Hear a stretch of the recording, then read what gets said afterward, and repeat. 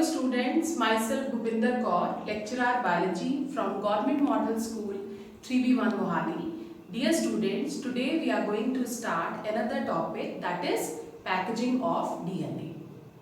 As we all know that total nucleotides which is present in case of human beings, that is 6.6 into 10 raised to the power 9 nucleotides.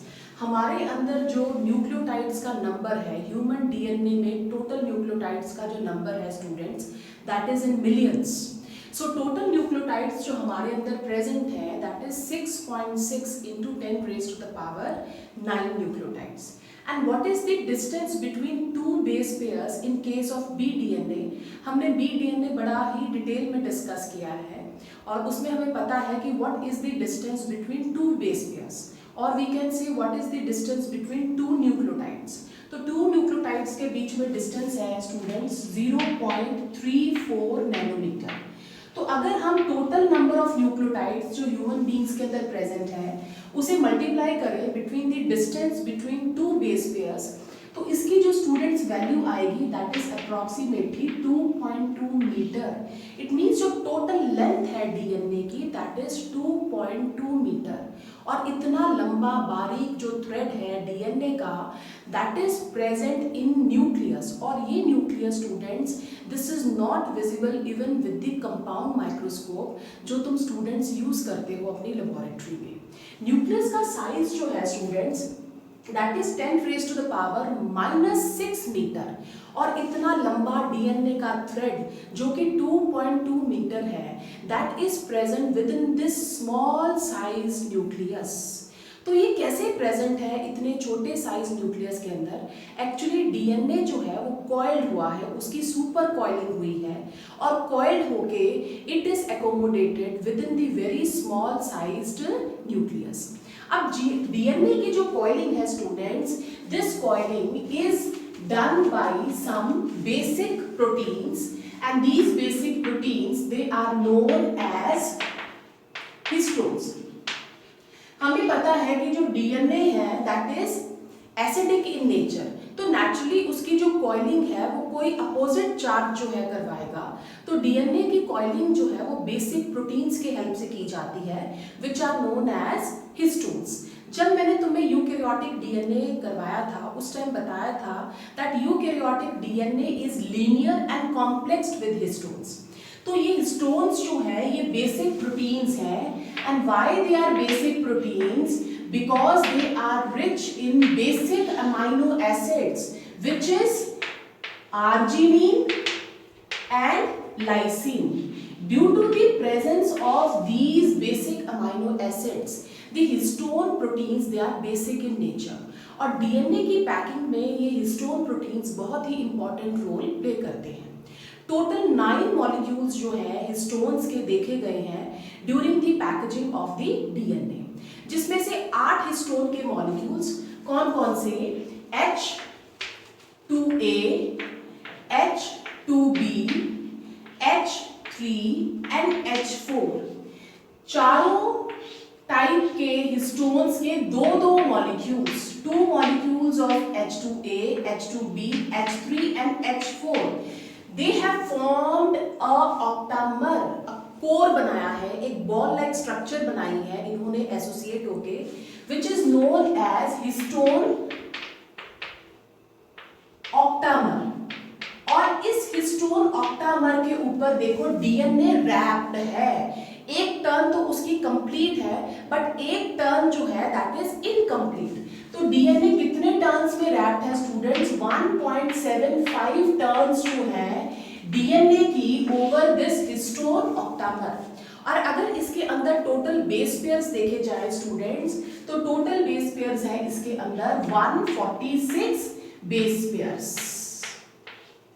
सो अगर हम chromatin fibres जो हैं, ये जो threads हैं present in the nucleus, अगर इनकी electron microscopic pictures देखें तो हमें स्टूडेंट्स बीडेड लाइक स्ट्रक्चर्स नजर आती हैं. तो ये बीड्स एक्चुअली क्या होती हैं? These beads they are the histones जिसके ऊपर डीएनए जो है वो रैप्ड होता है. सो इस तरीके से DNA that is wrapped over the histone octamer. Again this is another histone octamer. इसके ऊपर भी डीएनए की कितनी टर्न्स हैं? 1.75 टर्न्स हैं. और ये जो दो ये स्ट्रक्चर्स हैं, histones plus the wrapping of the DNA over this histones, this is known as what? This is known as nucleosome. So this is another nucleosome. और ये दोनों न्यूक्लियोसोम्स जो है students, they are associated with some linker DNA.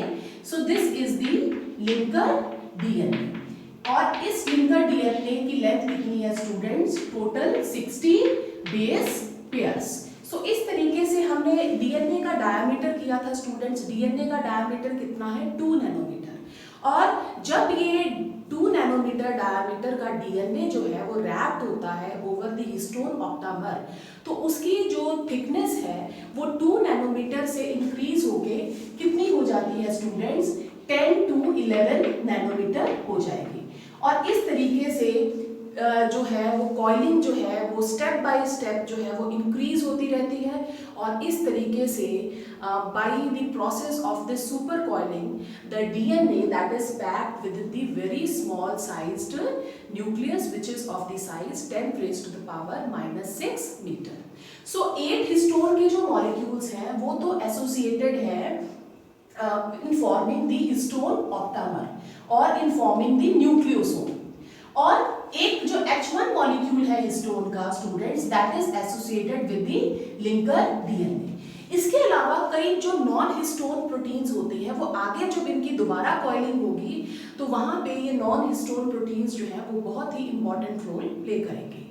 सो ये जो nucleosome है plus this linker DNA, nucleosome plus this linker DNA, this is known as chromatosome. This is known as chromatosome.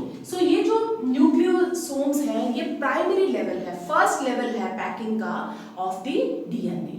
Let us discuss the packing of DNA in further detail with the help of this small video clip. So students, we were discussing about the packing of DNA. We all know that the length of DNA in case of human beings is 2.2 meter और size जो है nucleus का that is 10 raised to the power -6 meter. So the length of the DNA is several thousand times the size of the nucleus.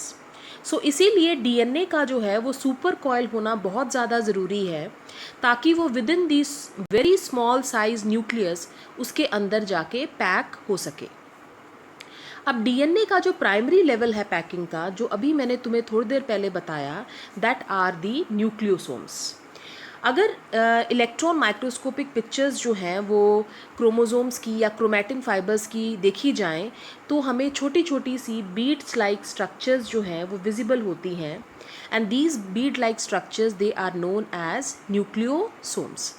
DNA हमें पता है कि DNA जो है that is acidic in nature, इसीलिए उनकी पैकिंग जो है with the help of some basic proteins, histone proteins की हेल्प से की जाती है.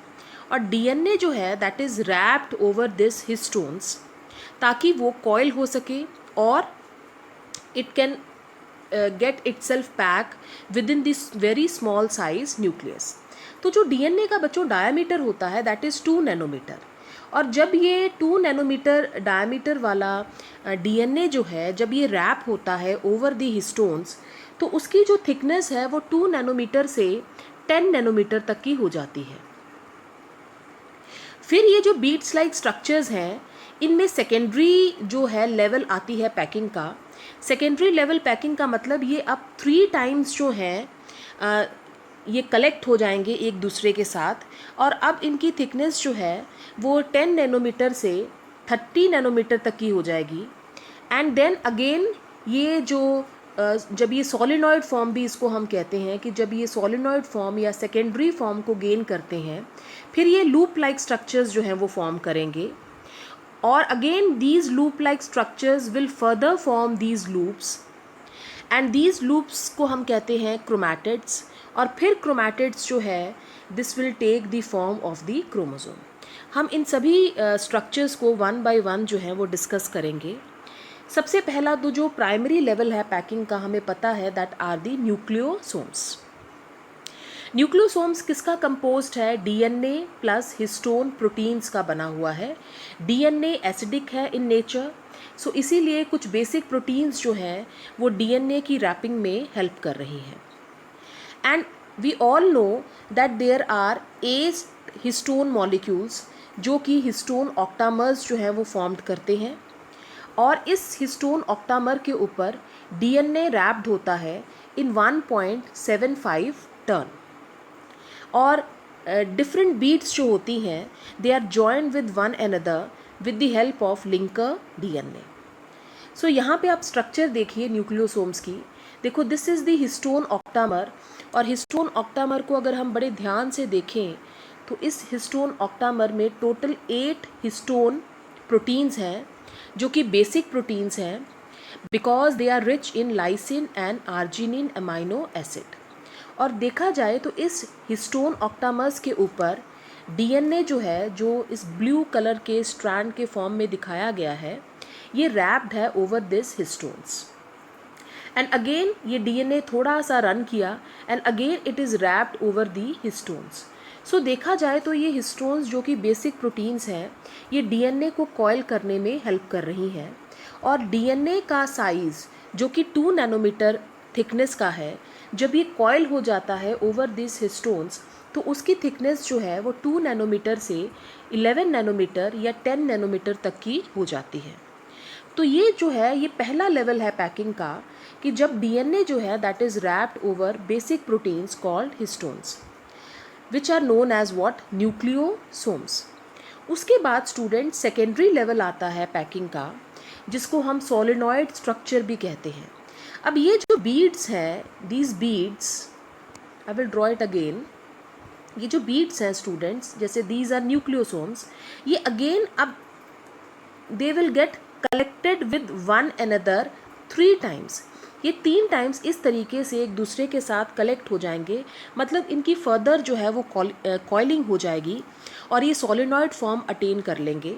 सिंगल फॉर्म में बच्चों इनकी थिकनेस कितनी थी? 10 नैनोमीटर। तो जब ये 3 टाइम्स जो हैं वो कॉइल्ड हो जाएंगे फर्दर विद वन अनदर, तो अब इनकी जो थिकनेस है दैट विल बिकम 30 नैनोमीटर। तो हम देख रहे हैं कि कैसे जो है जो फाइन फाइबर्स जो हैं, क्रोमैटिन फाइबर्स जो हैं, उनकी थिकनेस जो है वो कैसे स्टेप बाय स्टेप जो है वो इंक्रीज़ हो रही है, and they will slowly take the form of the chromosomes, जो कि मैक्सिमम शॉर्टेंड होते हैं chromatin fibres, and they are present within the nucleus. अब ये जो सोलेनॉइड फॉर्म है, स्ट्रक्चर जो है बच्चों क्रोमैटिन फाइबर्स की, अब ये इस तरीके से loops, they will form these loops, और जब ये इन लूप्स की फॉर्म ले लेगी तो स्टूडेंट्स इनकी थिकनेस जो है 30 नैनोमीटर से 300 नैनोमीटर तक की हो जाएगी। मींस जो सोलेनॉइड स्ट्रक्चर है, जो सेकेंडरी स्ट्रक्चर है, वो दोबारा जो है उसने लूप्स बना लिए। सो इस तरीके से वो फिर दोबारा जो है वो थिकन्ड हो गई, और उसकी थिकनेस जो है 30 नैनोमीटर से कितनी हो गई? 300 नैनोमीटर तक की हो गई। अभी 300 नैनोमीटर के जो लूप्स हैं, they will further form loops. ये दोबारा जो है स्टूडेंट्स लूप्स बनाएंगे। तो देखो यहाँ पे डायग्राम में कितना क्लियर दिखाया गया है कि पहला देखो, ये this is the DNA, 2 nanometre thickness का डीएनए है। उसने पहली लेवल जो है पैकिंग की बनाई, वो न्यूक्लियोसोम्स उसने फॉर्म किए, वो हिस्टोन्स के ऊपर रैप्ड है। तो 2 नैनोमीटर से उसकी थिकनेस जो है वो 10 नैनोमीटर तक की हो गई या 11 नैनोमीटर हो गई। उसके बाद उसने सोलेनॉइड जो है फॉर्म ली, जिसकी थिकनेस 30 नैनोमीटर की हुई। फिर उसने लूप्स जो हैं वो फॉर्म्ड किए हैं, और इन लूप्स की थिकनेस हो गई है 300 nanometre, and then these loops they have further form these loops, और जिसकी थिकनेस कितनी हो गई? 700 नैनोमीटर। ये 700 नैनोमीटर जो थिकनेस है स्टूडेंट्स की, थिकनेस है स्टूडेंट्स, ये थिकनेस एक्चुअली किसकी है? क्रोमैटिड्स की है। हमें क्रोमोसोम की स्ट्रक्चर पता है कि ये जो क्रोमोसोम्स की यहाँ पे दिखाई गई है स्ट्रक्चर, तो क्रोमोसोम्स में ये जो हैं students, these are the chromatids, इनको हम क्रोमैटिड्स कहते हैं। तो ये जो 700 नैनोमीटर जो थिकनेस दिखाई गई है स्टूडेंट्स, ये 700 नैनोमीटर थिकनेस जो है दैट इज़ ऑफ क्रोमैटिड्स। और फिर अगर ये फर्दर कंडेंस्ड हो जाएगा, फर्दर कॉइल्ड हो जाएगा, तो 700 प्लस 700 कितना हो गया स्टूडेंट्स? 1400 नैनोमीटर थिकनेस जो है वो क्रोमोसोम्स की हो जाती है। और इस तरीके से डीएनए जो है वो कॉइल्ड हो गया है। कहाँ उसकी लेंथ जो थी, it was very fine, a long thread 2 nanometre diameter का था। और कहाँ इसकी कॉइलिंग एंड कॉइलिंग होने के बाद इसकी थिकनेस जो है वो 2 नैनोमीटर से इंक्रीज़ होके 700 एंड 1400 नैनोमीटर हो गई। और इस तरीके से this chromosome that is present within the very small size nucleus, और इस तरीके से डीएनए की स्टूडेंट्स क्या हो रही है, पैकिंग होती है और वो अपने आप को एकोमोडेट करते हैं with in the very small sized nucleus. Let us start another topic, that is chromatin and its types. Dear students, right now I discussed with you the packaging of DNA. There I told you that DNA is packed with the help of some proteins, basic proteins called histones. So what is chromatin? Chromatin is DNA plus protein. So DNA plus protein is equal to chromatin. And we can see in this diagram that this chromatin is of two types. One is euchromatin and the other is heterochromatin. Now this euchromatin, it takes less stains, and we can see in this diagram that it is less tightly coiled. This is transcriptionally active. Transcriptionally active होने के लिए DNA को अनकॉइल होना चाहिए. If the DNA will get uncoiled, then only it will form the RNA, and then the RNA will form the proteins.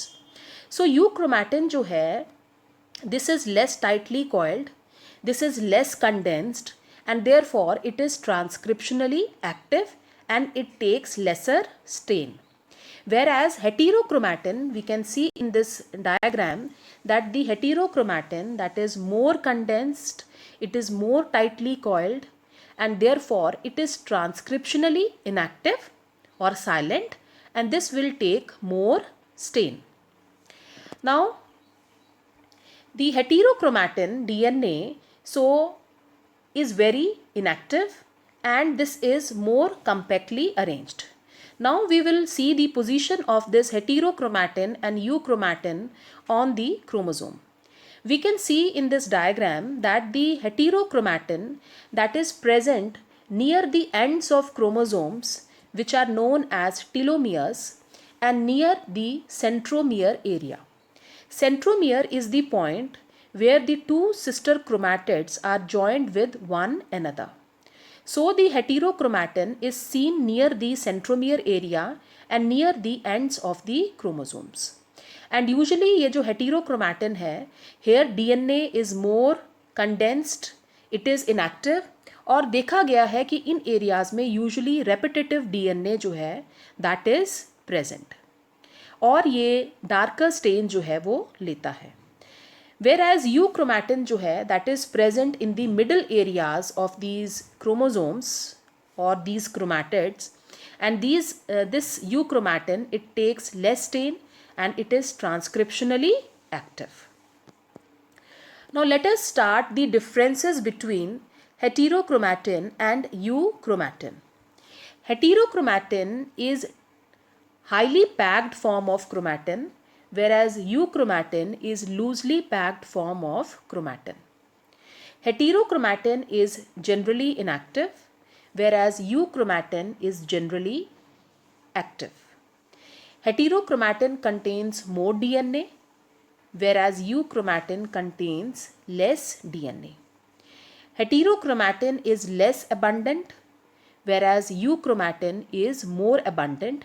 Nearly 90% of the total human genome is the euchromatin. Now,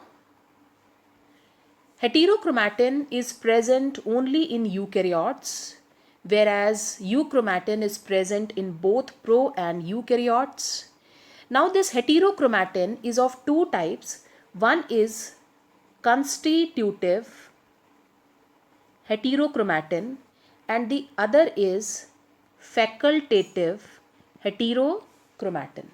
The constitutive heterochromatin is permanently inactive हेटीरोक्रोमैटिन जो कि permanently inactive हो गया है, और ये permanently inactive जो heterochromatin है, this is present near the telomeres and the centromere areas.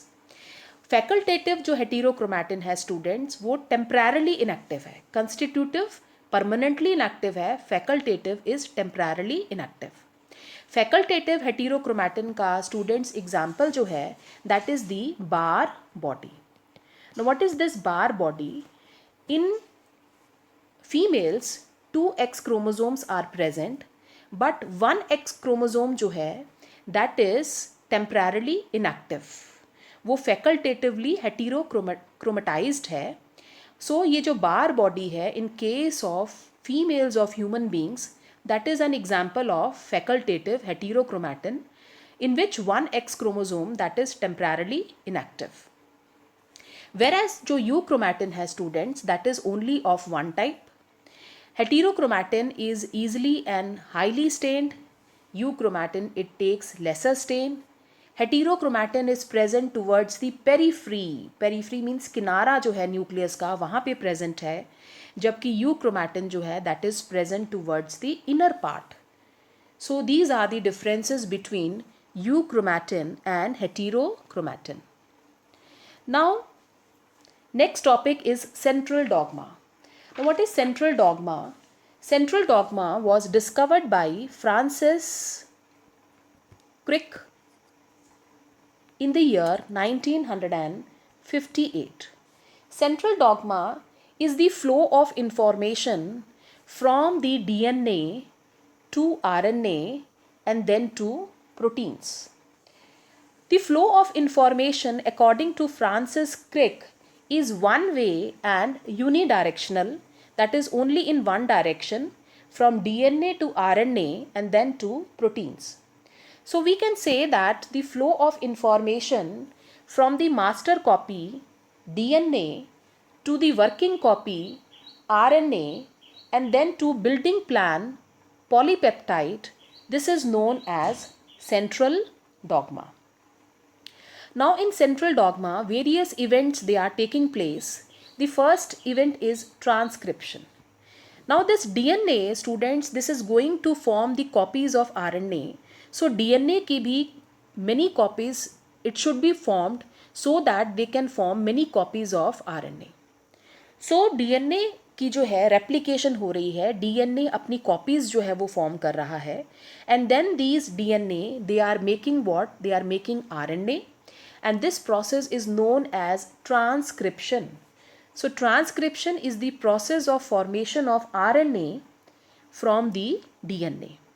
And then this RNA, it will come out from the nucleus and in the cytoplasm, it will form proteins. So the process of formation of proteins that is known as translation.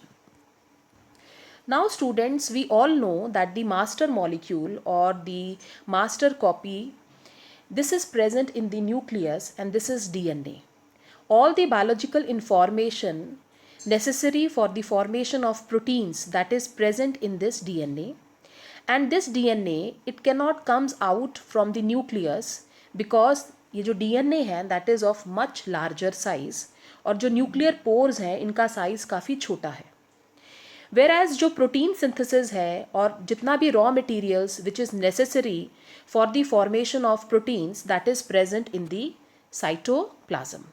DNA cannot comes out and the raw materials it is absent in the nucleus. So DNA जो है वो अपनी information transfer करेगा to messenger RNA.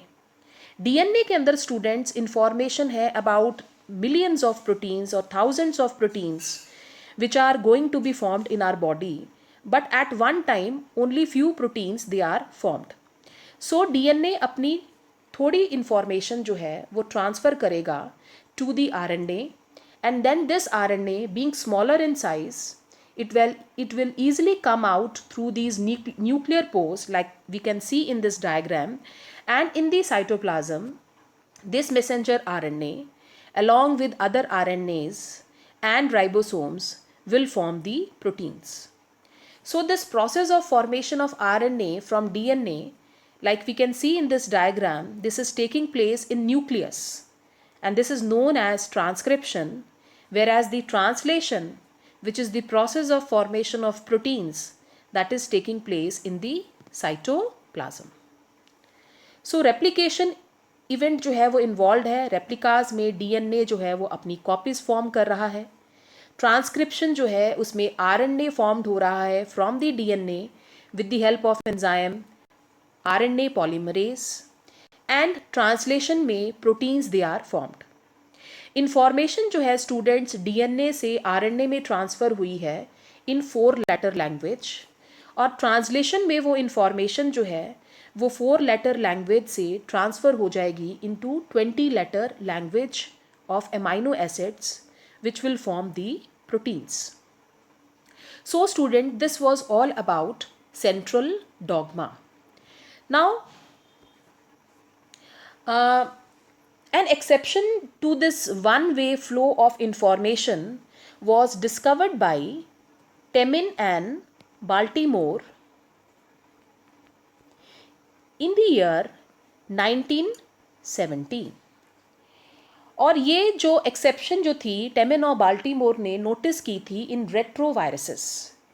Retroviruses वो viruses हैं students जिनका genetic material जो है that is RNA. Like we can see in this diagram, this is a retrovirus. HIV is also a retrovirus, and in this retrovirus the genetic material is RNA. So this RNA, this will form a copy of a DNA. So here the information is transferred from RNA to DNA. So this is known as central dogma reverse, क्योंकि यहाँ पे transcription के opposite event हो रहा है.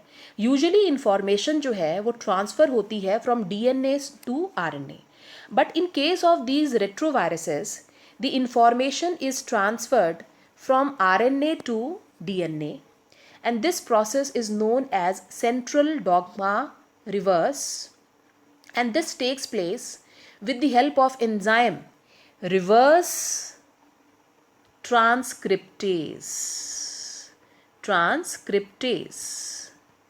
Because transcription का reverse हो रहा है, and naturally the enzyme name is also reverse transcriptase. So in case of retroviruses, the RNA, which is the genetic material that will form a copy of DNA, which is known as complementary DNA, and then this DNA will form RNA and proteins, and these proteins will form the new viral progeny.